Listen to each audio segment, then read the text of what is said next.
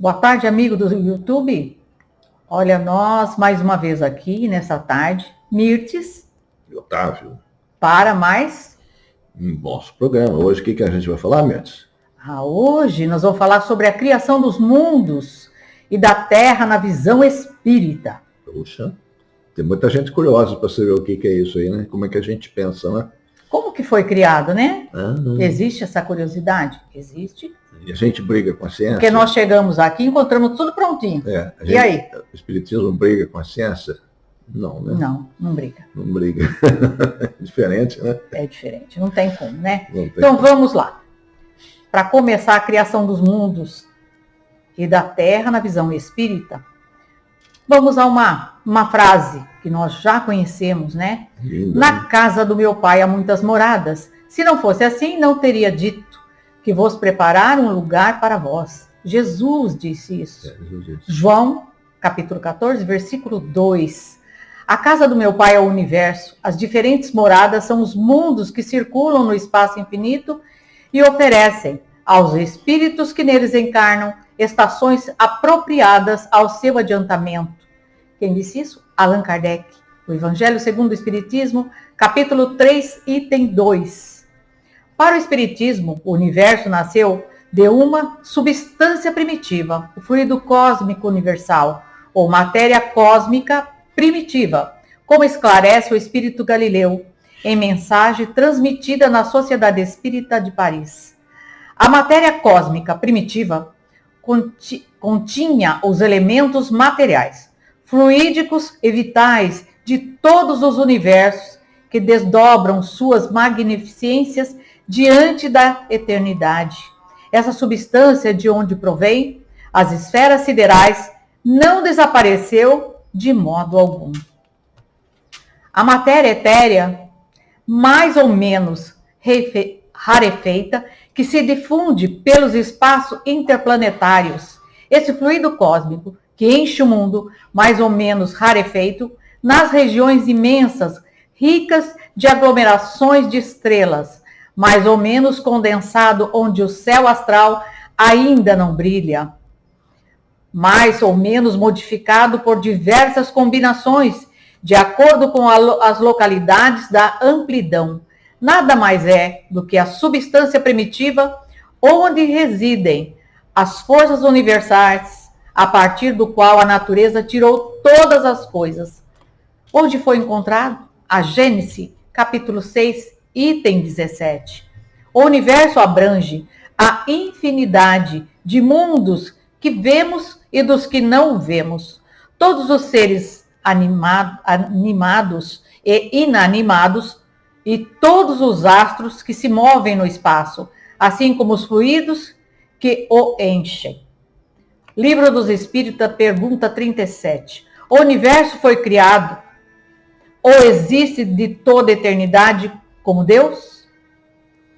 É fora de dúvida que ele não pode ter se feito de si mesmo.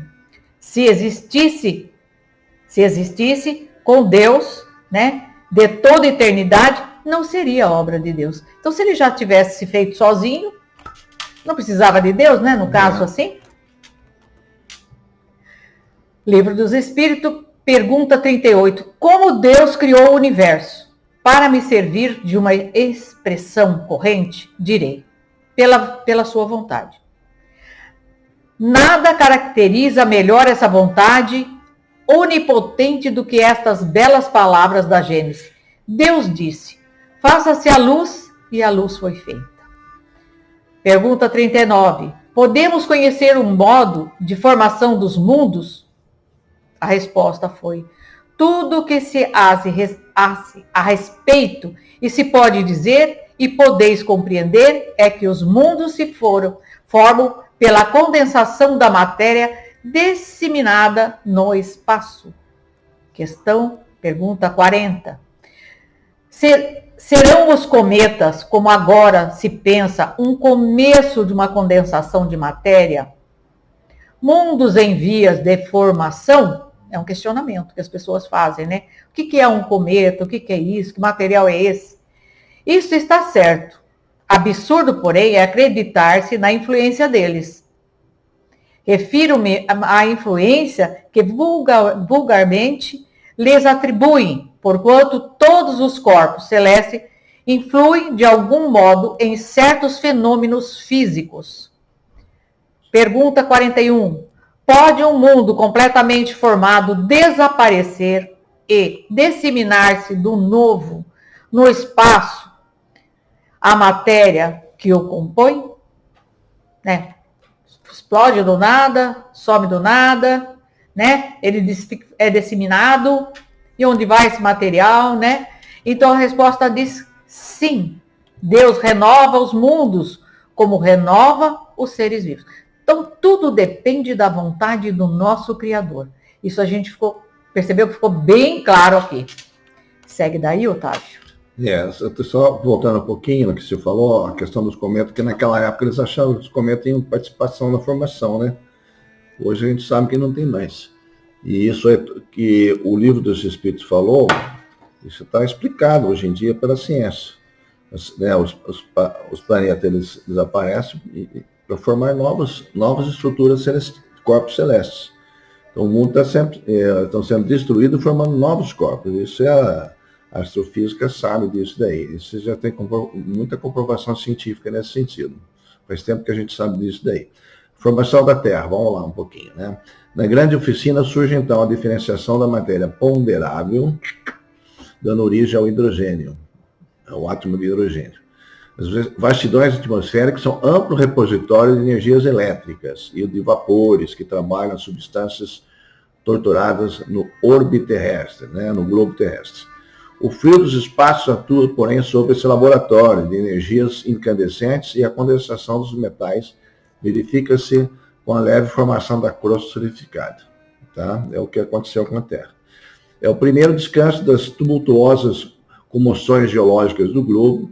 Formam-se os primitivos oceanos, onde a água tépida sofre pressão, difícil de descrever-se. A atmosfera está carregada de vapores aquosos e as grandes tempestades varrem em todas as direções a superfície do planeta. Mas sobre a Terra, o caos fica dominado como por encanto. As paisagens aclaram-se, fixando a luz solar que se projeta nesse novo teatro de evolução e vida. As mãos de Jesus haviam descansado, após um longo período de confusão dos elementos físicos da organização planetária. Quando começou a Terra a ser povoada?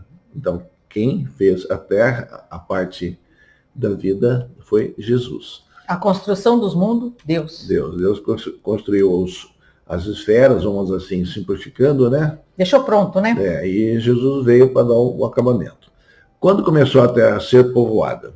No começo tudo era um caos, os elementos estavam em confusão, pouco a pouco cada coisa tomou o seu lugar. Apareceram então os seres vivos apropriados ao estado do globo, nas primeiras formas primitivas. Isso quem está dizendo é o Livro dos Espíritos, tá? Questão 43. Não há nenhum conflito com a ciência. 44, pergunta 44. De onde vieram para a Terra os seres vivos? A Terra continha os germes, que aguardavam um momento favorável para se desenvolverem. Os princípios orgânicos se congregaram desde que cessou a atuação da força que os mantinha afastados e formaram os germes de todos os seres vivos. Esses germes permaneceram em estado latente de inércia, como a crisálida e as sementes das plantas, até o momento propício ao surto de cada espécie. Os seres de cada uma dessas se reuniram, então, e se multiplicaram.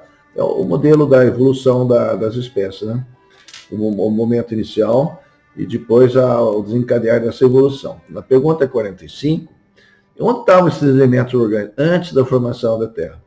Achavam, por assim dizer, em estado de fluido no espaço, no meio dos espíritos, ou em outro planeta, à espera da criação da Terra, para começar a existência nova em novo globo. Né? Formação da Terra, continuando. Que força sobre-humana pôde manter o equilíbrio da nebulosa terrestre, destacada do núcleo central do sistema, conferindo-lhe um conjunto de leis matemáticas, dentro das quais se iam manifestar todos os fenômenos inteligentes e harmônicos de sua vida por milênios e milênios? Distanciando do Sol cerca de 149.600.000 quilômetros e deslocando-se no espaço a uma velocidade diária de 2,5 milhões de quilômetros, a Terra se desloca no espaço, viu? Em torno do grande astro do dia, Imaginemos a sua composição nos primeiros tempos de existência como um planeta. Laboratório de matérias igniscentes, conflito das forças telúricas, né, da Terra e das energias físico-químicas, opera as grandiosas construções do teatro da vida. No imenso cadinho onde a temperatura se eleva, por vezes a 2.000 graus de calor, como se a matéria colocada no forno incandescente estivesse sendo submetida aos mais diversos ensaios para examinar-se a sua qualidade e possibilidade na edificação da nova escola dos seres. As descargas elétricas em proporções jamais vistas na humanidade despertam estranhas comoções no grande organismo planetário, cuja formação se processa nas oficinas do infinito. Tá? Nada discordando da ciência. E tudo que tem vida está em movimento, o tempo todo.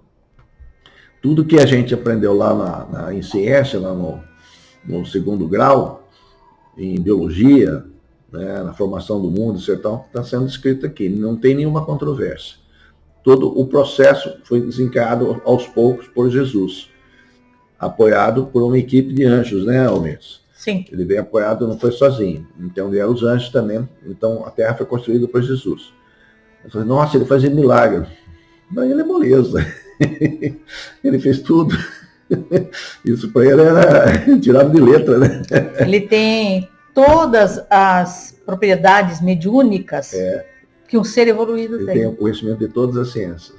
Todas. Absolutamente, totalmente. E domina todas elas. Domina as energias. Por isso que tem ele sabe trabalhar com as energias. Nós falamos que é milagre, na verdade. Ele nós sabe trabalhar com as energias. Nós não sabemos. Nós não sabemos, né? Graças a Deus. A gente só vibra ou energia boa ou ruim. É a única coisa que a gente faz, trocar as energias. Mas é bom que não sabe. Melhorar, não. Porque a gente pensa muita não, coisa a gente ruim, não está preparado ainda. Imaginou ter esse poder na mão? Não tem como, né? Essas são as tradições do mundo espiritual que existe uma comunidade de espíritos puros e eleitos pelo Senhor Supremo do Universo, cujas mãos se conservam as rédeas diretoras da vida de todas as coletividades planetárias. Essa comunidade de seres angélicos e perfeitos, na qual é Jesus um dos membros divinos, apenas já se reuniu nas proximidades da Terra para a solução de problemas decisivos da organização e da direção do nosso planeta, por 2 vezes no curso dos milênios conhecidos. A primeira verificou-se quando o orbe terrestre se desprendia da nebulosa solar, a fim de que se lançasse no tempo e espaço as balizas do nosso sistema cosmogônico e os pródomos da vida, ou seja, os princípios, na matéria em ignição, no planeta. E a segunda, quando se decidia a vinda do Senhor à face da Terra, trazendo à família humana a lição imortal do seu evangelho de amor e redenção. Assim, sob a direção de Jesus, o governador espiritual da Terra, e seus propósitos divinos, temos informações sobre a formação do planeta. Vamos lá. A Terra conserva em si os traços evidentes da sua formação. Acompanham-se as fases com precisão matemática nos diferentes terrenos que lhe constituem o arcabouço. Toda sua estrutura, sua formação. O conjunto desses estudos forma a ciência chamada geologia. Ciência nascida desse século XIX, né? E que projetou luz sobre a tão controvertida questão da origem do globo, terreno e dos seres vivos que o habitam. Nesse ponto, não há simples hipótese, há o resultado rigoroso da observação dos fatos e, diante dos fatos, nenhuma dúvida se justifica. Tá. Então, tudo nos seus conforme determinou a ciência estudou. No Espiritismo, a gente aceita todos esses processos, sendo de uma forma absolutamente normal, né? Daqui a pouquinho a gente fala mais um pouquinho. A gente tem que ver também que a criação do planeta, ela é tão minuciosa, tão detalhada, tão perfeita. Ela foi criada com tanto amor por Jesus para preparar os seres para a própria evolução, os que chegariam, que você olha e você se encanta com tanta beleza, com tanta perfeição, e você questiona como que pode haver tanta espécie, né? A fauna, a flora. Se você parar para olhar, você fala, como é que pode? Só a criação divina, né? Daria essa resposta, não é, Otávio? Com certeza. Vamos lá, povoamento da Terra. A história da formação da Terra está escrita nas camadas geológicas de maneira bem mais certa do que nos livros pré-concebidos. Porque é a própria natureza que fala, que se põe a nu e não a imaginação dos homens a criar sistemas. Ciência, né? Exato. Sem as descobertas da geologia, como sem as da astronomia, a gênese do mundo estaria nas trevas da lenda, dos contos. Exatamente. Graças a elas, o homem conhece hoje a história da sua habitação. Questão 50. A espécie humana começou por um único homem? Não. Não aquele que chamais de Adão, não foi o primeiro. A gente falou num outro vídeo que quando Adão aqui chegou, já existia outras espécies. Sim. Outros seres. Nem foi o único a povoar a Terra. Também não foi o único a povoar a Terra. Então essa história assim está meio... Caim matou Abel, foi embora. Foi expulso, mas se casou com uma mulher de outro lugar. De outra tribo. Ué, mas só tinha eles. Só tinha Adão e Eva, como é que pode? Está escrito na Bíblia. Tem verdade. Algo controvertido aí, mas prossigamos. Mas a gente colocou lá. Tá, nós explicamos. Questão 51. Poderemos saber em que época viveu Adão? Mais ou menos naquele assinais, cerca de 4 mil anos antes do Cristo. Então aí ele está batendo, né? Está confirmado, 4 mil anos antes de Cristo. Raça adâmica, né? Sim. 4 mil anos antes de Cristo. Vai explicar o que é essa raça adâmica, né? Da raça adâmica. Daqui a pouquinho a gente fala. 52. De onde provém as diferenças físicas e morais que distinguem as raças humanas na Terra? Do clima, da vida, dos costumes. A ciência fala isso também. Dá-se aí o que se dá com 2 filhos de uma mesma mãe, que educados longe um do outro e de modos distintos, em nada se assemelharão quanto ao moral. É lógico, a criação é diferente. Sim. Pergunta 53. O homem surgiu em muitos pontos do globo? Sim. Olha que interessante. E em várias épocas, o que também constitui uma das causas da diversidade das raças. Depois dispersando-se os homens por climas diversos e aliando-se os de uma às outras raças, novos tipos formados. A ciência está provando isso também. As migrações do homem pelo planeta, as misturas, até com o homem de Neandertal. Então, no item A, é uma perguntinha. Essas diferenças constituem espécies distintas? Certamente que não. Todos são da mesma família. A ciência também provou isso. Porventura, as múltiplas variedades de um mesmo fruto são motivos para que elas deixem de formar uma só espécie? A ciência provou isso daí, né? Geneticamente. Exatamente. Vamos lá. Raça adâmica. Estamos falando de Adão, né? Vamos voltar lá. Exatamente. Questão 54. Pelo fato de não proceder de um só indivíduo, a espécie humana, devem os homens deixar de considerar-se irmãos? Resposta. Todos os homens são irmãos em Deus, porque são animados pelo Espírito e tendem para o mesmo fim, estáis sempre inclinados a tomar as palavras na sua significação literal, não é pelo corpo, é pela alma.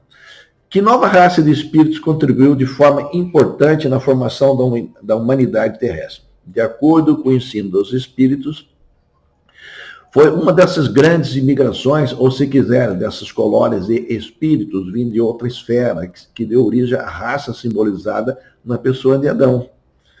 E por essa razão, chamada de raça adâmica. Quando ela aqui chegou, a Terra já estava povoada desde tempos imemoriais.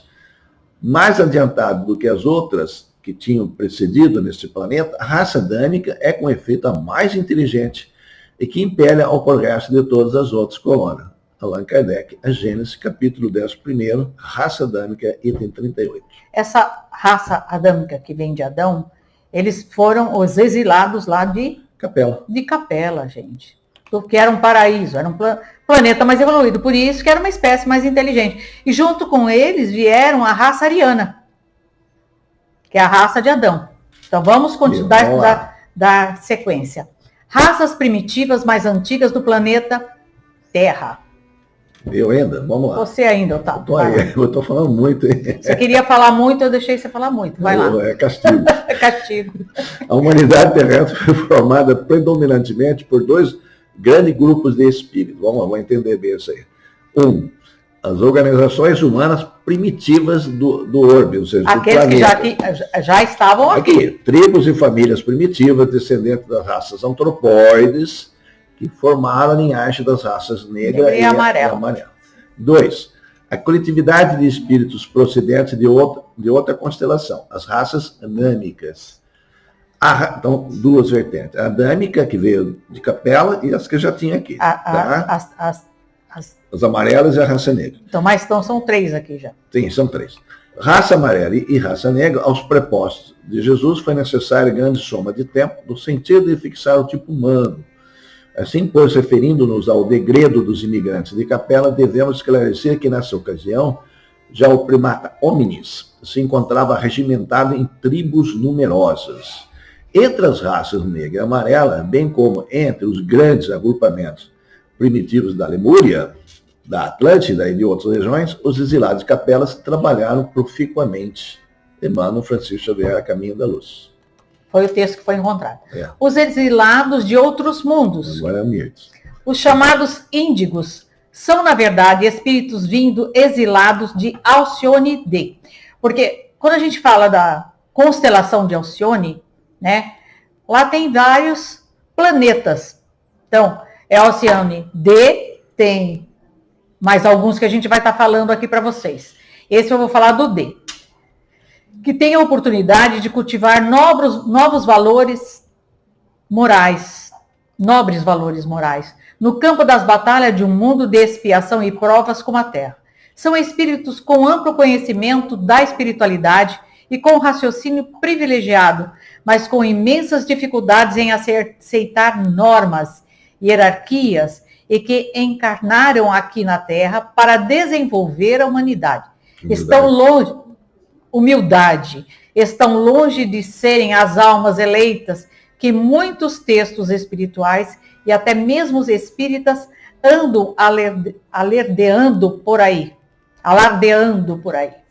São espíritos que terão de lutar muito para que possam permanecer na nova Terra ou até mesmo retornar de Alcione D. Caso contrário, serão novamente exilados para um mundo semelhante ao da Terra, que a Terra é hoje, já que possuem bagagem intelectual e moral relativamente superior à maioria dos futuros exilados, oriundos de Capela e outros orbes e estrelas, após a transição planetária. Os exilados de outros mundos, Aldebaran, já chamadas crianças cristais, são também vindas de Alcione, só que de Alcione B e C. Nós falamos da D, agora estamos falando da B e da C. Das anãs brancas que compõem Eta Tauri. São raríssimas no planeta Terra. Se destacam pelas grandes inteligências desde a tenridade e pela preocupação com causas sociais. Existem alguns exemplos conhecidos pelo mundo. Acredito que menos de 1000 desses espíritos de nível tenham encarnado até agora na Terra. São verdadeiramente missionários e não exilados. Esses não foram exilados, tá? São espíritos missionários, que são mais evoluídos. Pouco sabe-se sobre esse tema. Apenas o relato de Geraldo Lemos, discípulo de Chico Xavier. Geraldo mencionou que Chico afirmou que os amarelos são exilados de Aldebaran. Portanto, os arianos pertencem ao lado hindu ocidental. Os chineses, mongóis, coreanos, japoneses, etc., formariam os exilados de Aldebaran. Aldebaran é o nome de uma estrela. Na verdade, quando se fala exilados de Aldebaran, estamos nos referindo ao planeta da órbita dessa estrela. Chico fez esse relato em 2015 ao cientista que comprovaram a existência do planeta orbitado nessa estrela. Aldebaran pertence à constelação de Touro. Chico falou um monte de coisa, né? Ele falou muita coisa. Tinha até água na Lua, depois foi lá e comprovaram, né? Depois comprovaram. Falaram que não, depois comprovaram. E nós vamos fazer aqui uma reflexão, um apanhado daquilo que a gente colocou aqui da criação dos mundos. Nossas conquistas morais são compatíveis com a milenária herança histórica, científica e espiritual que ora recapitulamos. Sob o crivo da justiça divina, na razão das diferentes categorias dos mundos habitados, vivemos numa casa planetária coerente com o nosso desenvolvimento espiritual? Vivemos em conformidade com a grandeza desta casa planetária, respeitando suas riquezas, os diferentes seres do reino coparticipantes da evolução e os elaborados ecossistemas de que fazem parte? Isso é um questionamento. Será Estamos preparados para conviver pacificamente em um regime de cooperação com os demais seres e irmãos que vivem, pensam e se expressam de forma diferente de nós nessa casa ou em outros planos materiais ou extrafísicos? Porque a gente tem que pensar o seguinte: hoje eu estou aqui na Terra, eu posso reencarnar num outro planeta, em Alcione, um planeta. Então, nós temos que começar a aceitar os seres da criação divina como eles são, como Deus os criou. Por que nós ainda somos preconceituosos e fazemos diferença de um ser pela sua raça, pelas suas escolhas, pelos seus credos, costumes e por aí vai. Então, esse é um questionamento, é uma reflexão para que a gente analise, pare e pense. Todo esse trabalho que foi feito minuciosamente, trazendo seres com mais evolução espiritual para dar a sua contribuição à humanidade terrena, que ainda estava muito primitiva e na ignorância, para que pudéssemos aprender um pouco mais. Eu acho que deu para a gente dar uma pincelada aqui, né, Otávio? Tem mais alguma coisa para você falar? Vamos lá. Os índicos vieram depois a partir da Segunda Guerra Mundial, o término da Segunda Guerra Mundial. Nós vimos muitas mudanças, você se lembra, nos anos 50, 60, a origem do rock, a rebeldia da São chamados rebeldes, né? Eles não admitem hierarquia, comando. Não aceitam comando. São rebeldes. Contrariam dogmas, eles vieram de propósito, com esse propósito, Jesus mandou. Mas isso não quer dizer que eles não sejam tão inteligentes. Não, são muito mais inteligentes que nós. São muito mais inteligentes que nós, mas vieram com o propósito de quebrar, né, chutar o pau da barraca. Os paradigmas, os paradigmas. Mudar a estrutura da sociedade primitiva em que nós vivíamos. Quebrar muitos valores. E eles fizeram isso, conseguiram. Só que, conforme foi dito, moralmente, não era uma grande coisa, né? Sim. Eles sabiam disso. É moral, não vou entrar em detalhes, né? Exatamente. Você sabe que os momentos de rock and roll é meio bravo, né? É verdade. A moral ali não é muito boa. Mas, seguindo a nossa linha, depois vieram os cristais. Os cristais são esses seres maravilhosos que estão sendo despejados também ultimamente, vê aquelas coisas fantásticas, né? Sim. As crianças tocando piano com 3 anos de idade. Mas você vê que são espíritos que eles não foram exilados. Eles vieram para somar. São missionários. Missionários. Eles vieram para nos trazer mais conhecimento. E como são seres harmônicos... Até os azuis. Sim. Eles têm uma energia maravilhosa. Diferente da nossa. Eles vêm para fazer o equilíbrio. Até que a Terra mudou nos anos 60, né? Mudou nos anos 60. A sociedade mudou. Começou a entrar a geração do Paz e Amor. Paz e Amor. Lembra-se? Quem lembra da geração dos anos 60? Eu faço parte dela. Paz e Amor, todos nós. Velho, né? Todos nós fazemos. Então, essa é uma parte muito importante. O segundo ponto que a gente tem que deixar bem claro aqui, Jesus é o governador da Terra. Ele é o nosso comandante maior. Não tem... E é de uma capacidade, uma intelectualidade assim inimaginável. Jesus é o espírito mais evoluído que esteve na Terra até os dias de hoje. A gente precisa alertar as pessoas, porque as pessoas falam assim, você tem um espírito, toda pessoa tem um espírito. Não, se você não tem um espírito, você é um espírito. Eu sou um espírito. Então, mas as pessoas falam, a pessoa tem uma alma, a pessoa tem um espírito. Não, está tudo errado. A pessoa é o espírito. Eu sou um espírito. O espírito. Eu sou uma alma. Ou um espírito encarnado. Eu estou dentro de um corpo que um dia vai acabar. Exatamente. Eu vou continuar existindo. A essência. Né? Nós somos imortais. Imortais. Exatamente. Eu acho que deu, né, Otávio? Em cada casa, a gente vive de acordo com cada mundo. Nós estamos vivendo nesse mundo dentro que é a nossa casa. Essa situação, que a gente tem que passar por isso. Aqui é uma escola. Existem mundos diferentes desses, com outros tipos de seres vivos, humanos? Sim. Tem, claro. Porque os seres são construídos a partir dos elementos do próprio planeta. Exato. Nós acreditamos em seres extraterrestres, os espíritos? Acreditamos.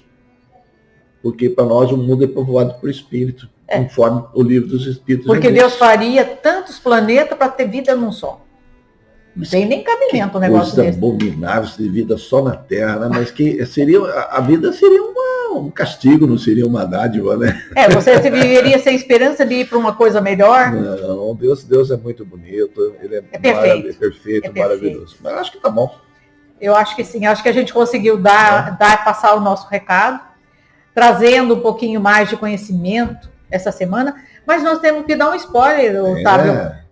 Sobre o que nós vamos falar semana que vem? Acho que está ali atrás uma estátua dele. Ah, deve estar mesmo. Não tá não? Tá ali atrás, ó. Ali, ó. Quem é? São Francisco de Assis, Ai, o protetor dos animais. Ótimo. A nossa próximo encontro é sobre São Francisco de Assis que nós vamos falar. Isso. O grande espírito. Querido São Francisco. Mais uma coisa? Uma boa tarde a todos. Paz e bem a todos. E que Deus abençoe a vida de todos vocês. Que assim seja.